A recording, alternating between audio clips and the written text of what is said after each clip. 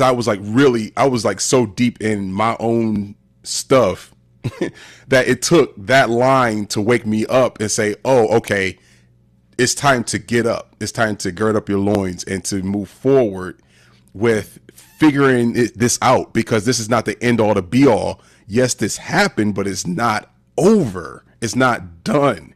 I was Welcome to Healing Conversations podcast. Podcast. Yes. Hello, everyone. Welcome back to Healing Conversations podcast. Podcast. You already know I'm a pause for the podcast. As you know, this is our safe space that we talk all things healing, all things expansion, all things growth. And you already know we bring where we are real life time to the space so we can talk through it, heal through it, and be the example of what change looks like. Because I always say, as we heal individually, we send that ripple out into the collective and we become the change that we want to see. Yes, and this is a community conversation. So make sure you are getting into the comments, sliding into our DMs, hitting us up via email, whatever way works best for you. We want to hear from you. We want to hear how these episodes are impacting you, how these conversations are touching your heart, how these guests are bringing you these good, juicy gems. And you can hit us up on Instagram at Raymel Bentley or at VZ Spaces and let us know how these conversations are impacting you, because it's not just about us, it's about y'all too. So make sure you step in, you tap in, tune in, and tell us how things are going for you. And today, part of this season, I'm so grateful that we've been able to have guests on more frequently this season. It's been so rich and juicy, and I've just loved every conversation and the freshness that each of these guests have brought. And today is no different. We have a friend of mine here today. So grateful for his presence in my life and how he has supported my growth journey, and that we have opened ourselves up to collaboration. Um, and yeah, this is Jason Benefield here with us today. I'm gonna let him introduce you and let him introduce himself to you and all of the awesome things that he has going on. awesome. Thank you so much for having me here. It's a pleasure and indeed an honor. It's always an honor to be able to be in a space where I get to serve. It's one thing to be able to come with the juicy gems, as you said, and it's another thing to come with knowing that as I speak, I am serving. So it's an honor to be here. As Angelique said, my name is Jason Benefield, Jason A. Benefield, because if you look up Jason Benefield, you'll see a white man that's a country singer, and that is not me. All right, so so please make sure you put that A in the middle, A in the middle of my name, two more names, so then that way you'll be able to find me. But yeah, so I am an agape licensed spiritual practitioner. I am also a transformational speaker, author, songwriter, poet, and just an all around great person. The spirit, God has blessed me with so much, that it's up to me to definitely give back to the community. So thank you for having me. Yes, thank you for being here. Thank you for being here. And I love that you claimed I'm a good person.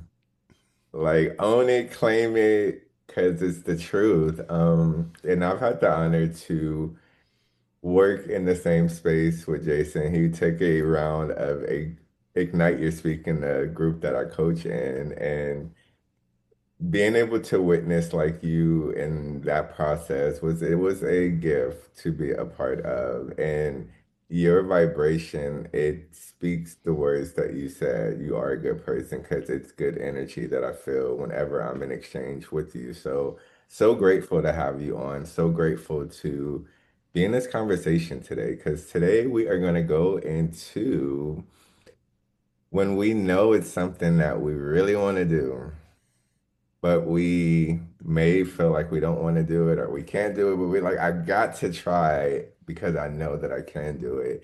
And I feel like this conversation is going to resonate with a lot of people because I can speak for myself personally.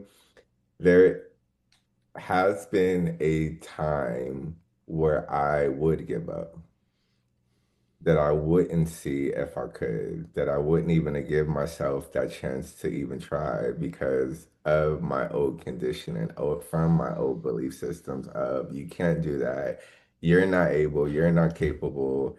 And even thinking I was dumb and didn't have the intelligence to even figure it out. So for so long, I was a give upper and not a doer. And I carried that story, I carried that belief. And as I started my journey in 2019, healing, expansion, self-developing, I started to discover that I can do more than what I thought I could. And Mm-hmm. as I started to open that door of, I can do that. I can do that from speaking on stages, from starting my own business, from serving thousands of people globally. Like, if you would have told me that was something that I would be doing 10 years from now, I would have said you're crazy. I can't do that. I don't have what it takes. So I never would have given myself the option of trying. But Mm-hmm. now that I know that I can, there is nothing that I won't at least try and know that if I am not able, I'll find a way. Mm-hmm. I'll find a way.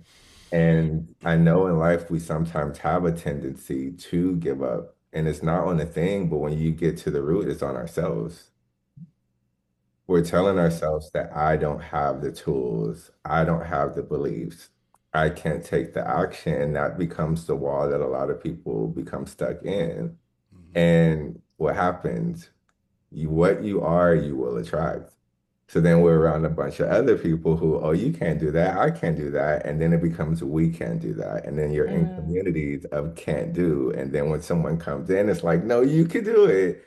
You fight them, you resist them because you've already become so attached to that lie of what you can't do that when they're trying to pull it out of you, because that was me. Someone when I was in the I can't, that was like nails to chalkboards in my ears whenever they were trying to encourage me or support me. I'm like, get out of here. I can't. And I feel like there is a lot of people that are stuck in what you can't. So today I really wanted to unpack really like knowing you can, exploring Mm-hmm. to see if you can, and showing yourself I always could. And I'll end it there. Yes. Ooh. Ooh, wee. So much is Right? coming up for me. Right. So much is coming up for me. Um, I had this memory of being a young person and being very much against the girls are weak or boys are better or whatever, and having this mentality of anything you can do, I can do Mhm. better. Mhm. Okay. And so I've had that seed within me. And what I was starting to unpack from that, because there have been moments in my life where I felt that I couldn't complete something, that I wasn't able, I didn't have the resources, etc. And I was trying to figure out in myself, where is that coming from? And what came up for me was how I was constantly told that I could do anything. However, I wasn't always really supported. It was Mm. more like, you can just go figure it out. And when being a young person, being a child, essentially, um, it's challenging because there is a lack of knowledge or lack of um, access to different resources or things. You can't drive yourself around, you don't got money to go buy stuff for yourself. And so when I had these ideas or had these desires, it always seemed like there was um, a gatekeeper. I'll use that word, even though it's kind of like used in certain ways these days. There was almost like a gatekeeper there that was like, okay, you can have the idea, you can believe you can do it all you want to, but until I give you the permission, until I give you the resources, you're just going to be sitting here with an idea and a belief. And I realize now in my adult life as I've been navigating my personal practice, my spiritual practice, um, how important it is that I release that idea that I need someone to give me something or to allow me an opportunity in order to do what I feel like I can do. For instance, with my Choose Change program, um, I know that it's a valuable service. I know that the tools and the meditations and the activation activities that I'm sharing are valuable because they have supported me. It's literally the work that I have done. And I took notes and I put it into a package and I'm giving it to people so that they can go through the process as well. However, at this time of creating it, I didn't have, a team of people to record content. I didn't have, all of the marketing, da da da da da. So I had to continue to remind myself, I am enough. What I have is enough. And I am an adult. I do have autonomy. I do have agency. And so if there is something that I believe I require, I can go get it. And aside from that, there are resources that are already available to me. And it's up to me to release the blinder from my eyes so that I can see that they're there. And most of the blinding is coming from the mindset, it's coming from the mentality. And Raymel and I had a beautiful conversation during the creation process about just keeping things simple because my creative mind was trying to like, oh, I need to do it this way and I need to do it that way. And Raymel, in his Raymel way, is basically like, but do you? What people? So a little inside joke if you know. But yeah, he just has this way of really allowing you to see yourself and notice what limitation that you're telling yourself. And he helped me to recognize that I did and I could actually do what I wanted to do, the service that I was looking to offer. So I'll end that there because I want to hear what Jason has to share with us today. Oh, right on. Thank you so much. This is also rich, very rich conversation.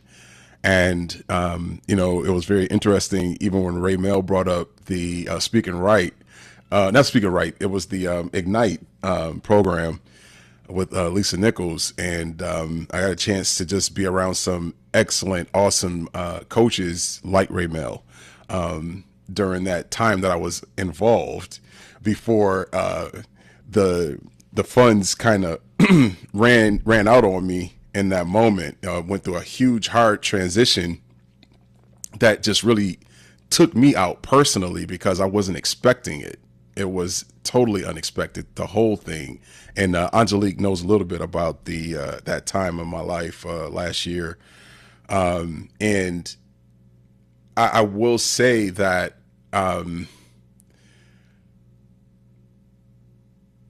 there was this book I was reading. This is book I'm reading called The 3% Man by Corey Wayne. And one of the things that he had mentioned was that a man that is a provider is always going to find a way to make something happen.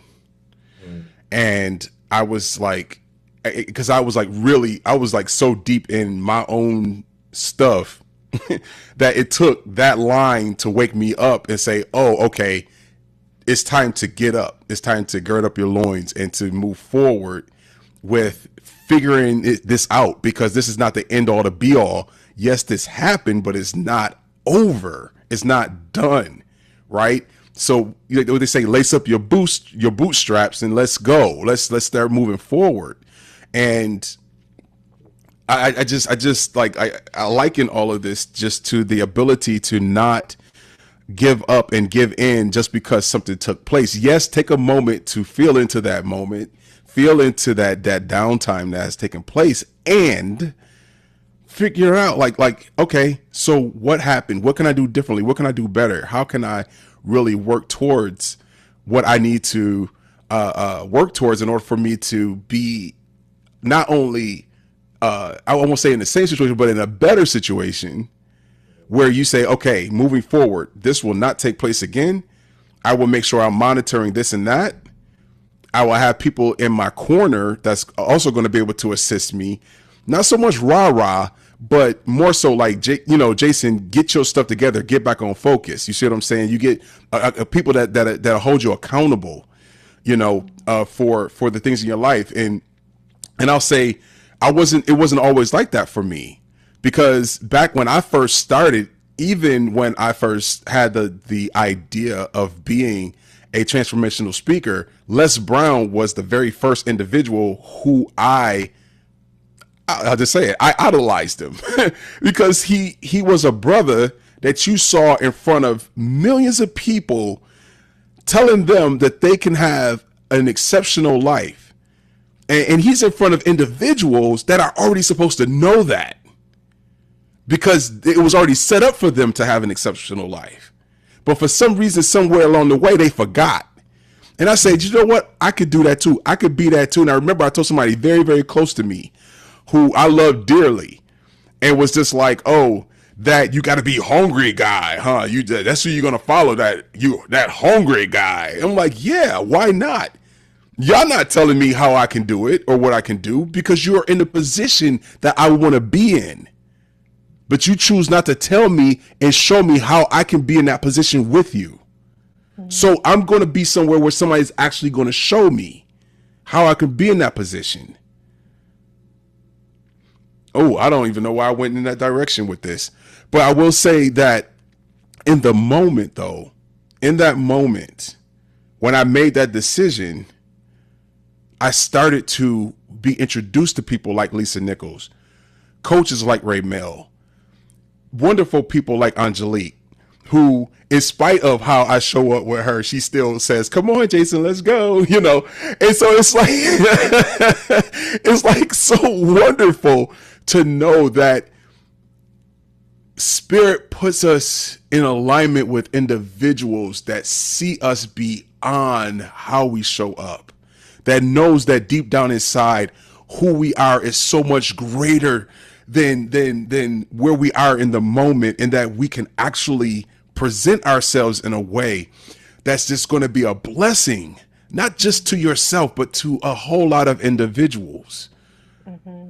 And so I'm so glad I never gave up on myself. I'm so glad that when I wrote The Essential Pain and Peace of Life, starting back in 2006, that up until now, 2023, that it finally got published, that now I'm working on another and another and another, and platforms upon platforms upon platforms. What would have happened if I had listened to that person that I loved that didn't want me to be in that limited platform, to now for me to be here in Los Angeles to a greater platform? Oh, I hope I'm speaking to somebody right now, because I'm feeling it. I'm just. I'm that somebody. I'm that somebody. You don't know, now you know. Call myself out, okay? Yes. I just wanted to. Yeah, go ahead. Something real quick. Yeah, please. Because you both mentioned it, and I actually did write it down on my whiteboard. The importance of community influence, and how if there are people who are rooting for you, who see your greatness, who are willing to offer you insight, that can really make the difference. Because like Raymel was saying, and like Jason was saying, if there are people who we may love dearly, who we admire, and we tell them our dreams, and they're like, what? Why would you do that? Who do you think you are? No, you can't do that. But you're like, something within us is like, but I can. Mm-hmm. And I know I can. And that's when we have those tough decisions to make of this person that I love or admire or that I respect. Maybe I got to let them go. Mm-hmm. I got to stop listening to them. because what I'm hearing inside of myself is leading me on a path that is different than what they're trying to tell me. And what they're trying to tell me feels limited. And so I'm going to have to release that so I can do what my soul is calling me to do. But yeah, Ramel, is there anything you wanted to I share? actually wanted a question. I had a question for Jason. I wanted Yes. to ask you to support our listeners with, because you know how we often hear it's like, okay, I took the action, I made the change, but if it were that simple, we all would be, everybody out here would be action change makers, but they aren't because it isn't. And I wanted to ask you, Jason, what was that for you that like really made you be ready to make that change and take that action to be receptive to being on the journey of saying yes and being led that led you to where you are now? Mm. Well, that's a great question. And it's interesting. The first thing that came to my awareness as you were speaking was I was a people pleaser for many years of my life. And even though I was a people pleaser, I was still that person that said, well, let me show you that I could do it. Mm, So so in essence, I'm pleasing the negativity that you're showing me. I'm mm, telling you that I can go above and beyond what it is that you're trying to tell me that I can't do or that is not possible for me. So let me show you as I continue that it is possible. And it's just very interesting because I just really wish that the people were here today to be able to see this, mm, to be able to, but they can because they're on the other side, right? They can see anything and all things. And I want them in my face, though. I want them to see exactly what's happening with me now, here and now. So, to answer your question, let me go back to your question because I can veer off. I know I can. It was just all about me seeing what it was that was possible for me. I mm, saw myself in front of millions of people speaking. I saw myself presenting my book and signing my book, and also like people calling me, telling me how much my book changed their lives. I saw people telling me how much what I said changed their lives. I I, I just really kept seeing me speaking, expressing, individuals enjoying themselves, and I'm enjoying myself. I just kept seeing it. Mm. And just like I was saying earlier, while we were getting things situated, Jacob in the Bible, when he was wrestling with the angel, he said, "I won't let you go until you bless me. I won't let this go until I'm blessed." The same thing that even David said in Psalms. Oh gosh, I think it was Psalms 27. I think it was. It says that one thing I seek of the Lord, that one thing that I continue to move forward, to move towards, mm, to have in my life. That's what it is that I know that you have placed it to my heart to have. Mm. So what is it about me that's going to keep saying no mm. when you keep telling me yes? You keep telling me I can do this. You keep telling me I can be this. You keep putting this into my awareness, into my mind. You keep Mm. showing me that it's possible. So what is it about me that's going to keep saying no? Well, of course, I don't have the money. Of course, am I speaking properly? Of course, am I saying the right stuff? Am I doing the right things? Like all of these self naysayers are just coming into my awareness as spirit just keeps telling me, all right, let's go. Let's move forward. Let's do this. Mm. And then yet I keep hearing myself say, well, am I ready? Like who's going to allow me to have the platform? Well, okay, well, how do I build a platform? Do I get twigs and do I get some logs and stand, like what am I doing? Mm. And as Reverend Michael always says, the how is not important. That's not our thing to worry about. That's not our thing, because worrying is not a spiritual quality. So if worrying is not a spiritual quality nor a spiritual idea, then why am I putting myself in a position where I'm not allowing that greatness that continues to tell me that I can do it to move forward? So the thing is that, yeah, 2006 is when it all started. 2023 is when it really started to catapult, because it really started to come into fruition. It was actually molded.